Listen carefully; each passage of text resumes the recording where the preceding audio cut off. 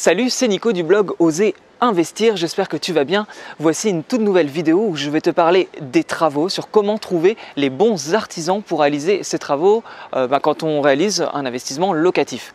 Avant de rentrer dans le vif du sujet, n'hésite pas à télécharger juste en dessous mon guide gratuit. Je te parle de la colocation, je te parle des villes rentables où faire de la colocation en France, mais également tu peux t'abonner à ma chaîne YouTube afin de recevoir toutes mes prochaines vidéos. Bah, écoute, on y va, je t'amène dans l'appartement que je suis en train de rénover actuellement.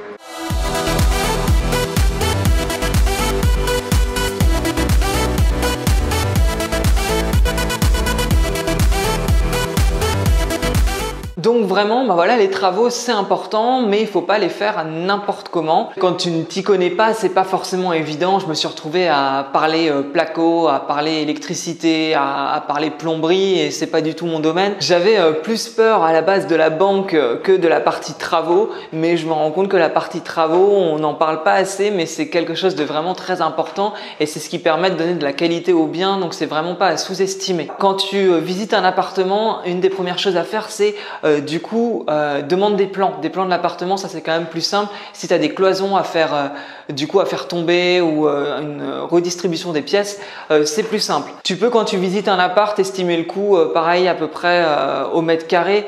Alors ça c'est assez approximatif, mais on va dire que si tu fais une rénovation moyenne, tu peux compter du 500 € du mètre carré, voire pour une rénovation totale du 1000 € le mètre carré. Mais ça, j'ai envie de te dire que ça va dépendre de la ville, ça va dépendre du type d'artisan que tu vas prendre, et honnêtement, c'est souvent ce qui est dit en matière de calcul, mais dans la réalité, ça va dépendre de tous ces critères. Donc le mieux, c'est de voir des artisans. Alors voilà, les artisans, comment faire? Tu vas avoir 3 devis très différents. Donc c'est important vraiment de comparer les différents devis. Tu vas pouvoir constater que, imaginons pour une chaudière normale, l'un des artisans te facture 2500 €. Tu vas vite voir qu'il y a un problème parce qu'une chaudière normale, c'est 1500 et tu n'auras pas tes 3 artisans qui vont te la facturer 2500. 3000 parce qu'une chaudière basique elle est à 1005.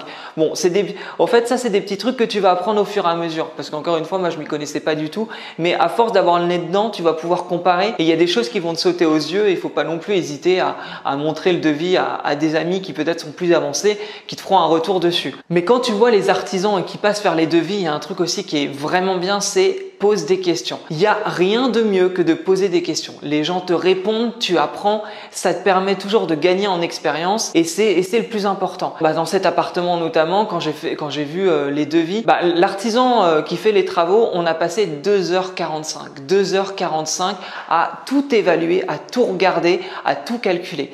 Et c'est aussi pour ça que je l'ai choisi, parce que je me suis senti en confiance. Et ça, c'est quelque chose à prendre en compte, c'est que quand tu rencontres quelqu'un, tu as besoin de ressentir le feeling. Si tu ressens pas le feeling, honnêtement, ne le prends pas. Tu vas quand même passer peut-être entre 1 mois, 3 mois, 4 mois, 5 mois à faire des travaux avec cette personne. Si dès le départ tu la sens pas, ça sert à rien de continuer. Et moi, ça a été un peu le cas.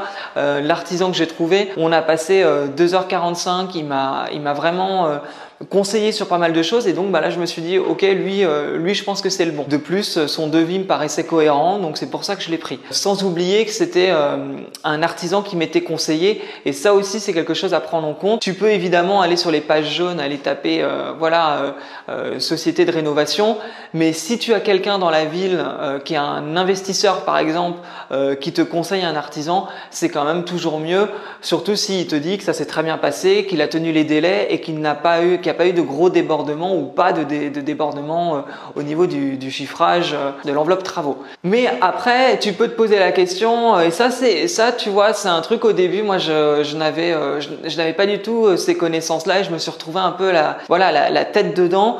On m'a parlé de maître d'œuvre, on m'a parlé de courtier en travaux, on m'a parlé d'artisan, on m'a parlé non, prends un plombier directement. Et à un moment donné, je me suis dit mais qu'est-ce que je fais? J'ai eu la chance d'avoir comme je disais, un ami investisseur qui m'a proposé quelqu'un. En l'occurrence, là, il s'agissait d'un artisan qui a son équipe. Ils sont, il me semble, 4 ou 5 en tout. Dans son équipe, il y a un plombier, un plaquiste, il y a un électricien, et lui aussi, il travaille, il met la main à la pâte. Ce n'est pas un maître d'œuvre, c'est une équipe. Là, c'est un artisan avec son équipe qui travaille sur le chantier. Moi, j'y ai trouvé mon compte à ce niveau-là. Mais tu peux aussi avoir un maître d'œuvre. Alors, le maître d'œuvre, ça va être la personne qui, du coup, va gérer ton chantier. Il va venir voir ton chantier, il s'y connaît, et c'est lui qui va contacter ses artisans qui sont dans chaque corps de métier pour venir faire les travaux. Il va tout gérer. Donc par exemple, si tu investis à distance, c'est plutôt pas mal parce qu'en l'occurrence, tu n'es pas obligé de venir sur place tout le temps. Normalement, lui, il fait très bien son boulot et il va gérer de A à Z cette phase-là. C'est aussi ce qui peut être comparé à un architecte d'intérieur. C'est quelqu'un aussi qui va prendre le projet de A à Z. Donc que ce soit l'architecte d'intérieur ou le maître d'œuvre, c'est bien, c'est efficace, mais par contre c'est plus cher. J'avais vu un maître d'œuvre pour cet appartement, honnêtement il explosait le budget. Ça n'allait pas du tout à ce niveau-là, je ne m'y retrouvais pas. Il y a une autre possibilité, c'est donc le courtier en travaux. Disons que c'est pas comme le maître d'œuvre qui aura ses équipes, là c'est du coup un courtier qui va démarcher différentes entreprises, donc différentes entreprises de plomberie, différentes entreprises d'électricité et qui va vraiment essayer de faire baisser les marges, baisser les prix et te proposer du coup un devis pour chaque corps de métier.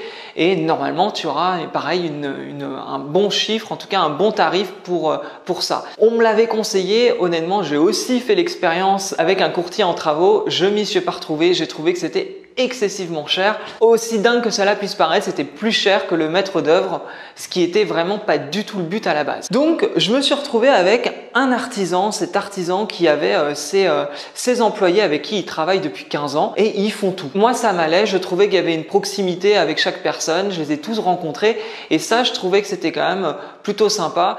Et lui, c'est vraiment quelqu'un avec qui j'ai senti un bon feeling et je me suis dit, ben voilà, avec lui, ça devrait le faire. Alors deux astuces du coup pour savoir si c'est vraiment un bon artisan, un bon maître d'œuvre en tout cas qui pourra faire tes travaux. Quelque chose d'assez important, c'est de vérifier l'assurance garantie décennale. Il faut que cette personne soit assurée en cas de problème. Un truc que tu peux faire, c'est taper le numéro de siret dans société.com. Bon voilà, tu tapes le numéro de siret et tu pourras voir si l'entreprise existe et du coup si c'est une bonne entreprise. Bon après si c'est une personne qui t'a été recommandée, évidemment ça tu le sais. Et j'en viens d'ailleurs à mon deuxième point. Idéalement, c'est bien d'aller visiter un chantier qui a été réalisé par cet entrepreneur, cet artisan. Pourquoi? Parce que c'est vrai que quand tu vas visiter un chantier, si tu vois que tout est nickel, forcément ça te mettra en confiance. Moi, en l'occurrence, l'ami investisseur qui m'avait conseillé l'artisan avec lequel je travaille m'avait fait visiter un appartement qui était en rénovation avec cet artisan. J'étais au courant de l'efficacité de la personne, ce qui m'a mis en confiance et ce qui m'a permis d'aller avec lui facilement.